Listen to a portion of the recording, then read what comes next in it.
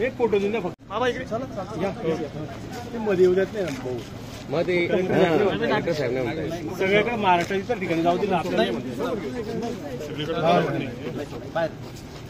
त्यांचं याचं आयोगाचं कॅमेरा अरे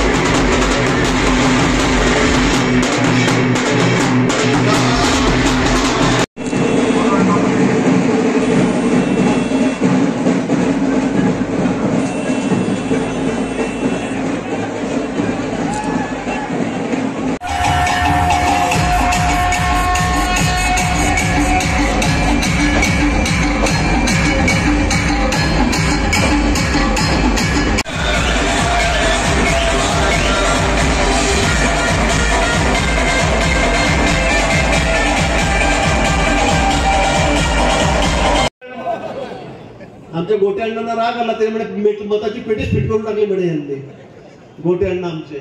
पण तसं नाहीये, मलाही खूप कळतं आणि म्हणून मी फार 4 लाख म्हणणार नाही, 4.5 लाख म्हणणार नाही. पण बाबा या वेळेला अजून 1 लाख प्लस 3,32,000 आम्ही आपल्याला जागा आणायची आहे.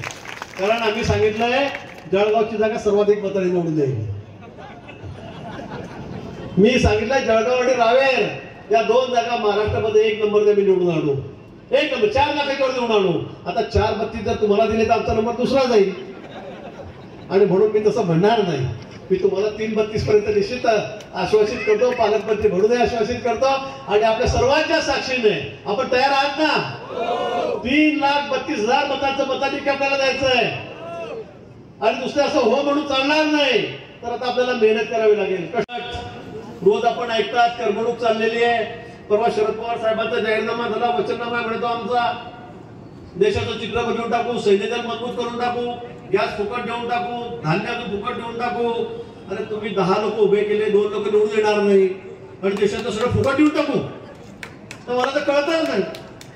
ते 2 खासदार निवडून येणार नाही, ते एवढ्या स्वस्त देत आहेत. 1 लाख रुपये महिलांना देऊन टाकू. तुम्ही काय 10 लाख मी सांगत तर महिलाला 1 लाख रुपये सांगा. पण तुम्ही निवडून तर यायला पाहिजे ना.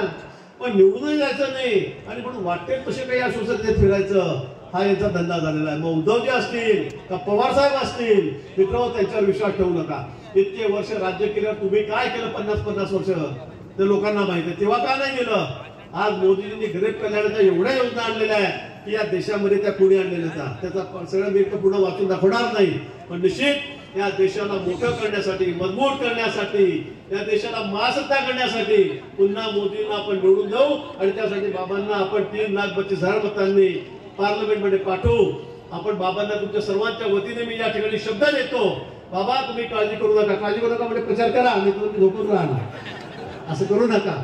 पण निश्चित आम्ही यावेळेला ठरवलेलं आहे की तुम्हाला मागच्या वेळेपेक्षा 1 लाख मताचं मताधिक्य जास्त देऊन तुम्हाला लोकसभेमध्ये आम्ही त्या ठिकाणी पाठवू. तुम्ही मोदींचे हात मजबूत करा, त्या देशाचे हात मजबूत करा, या देशाला मजबूत करावं एवढीच अपेक्षा आपल्याकडे या ठिकाणी व्यक्त